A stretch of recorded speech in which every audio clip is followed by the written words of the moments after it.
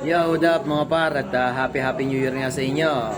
Andito tayo ngayon sa bahay ng aking nanay. Ayan sila. Nanonood, abang-abang lang sa oras. Ayun ang aking ate. So ito nga at kami naghahanda-handa na rin para sa ayan ang kaibigan ni na Yuri. Yes. So ito mga par ang aming handa kung makikita nyo. Yan. Ready to eat na to mga par. Sari-sari din mga pagkain at kung ano pa mga dessert ang aming handa ngayon. So yun nga mga par at happy New Year sa inyong lahat.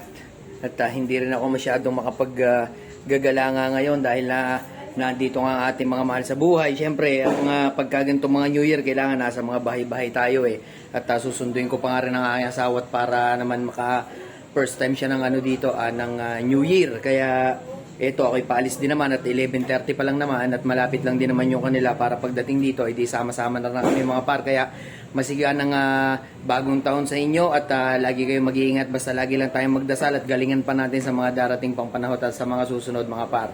Lagi lang kayong magdadasal. Okay, God bless sa inyo lahat at yun nga, I love you all. Ayan ang aking ama. Ama, Happy New Year! Happy New Year, ba yan? Oo.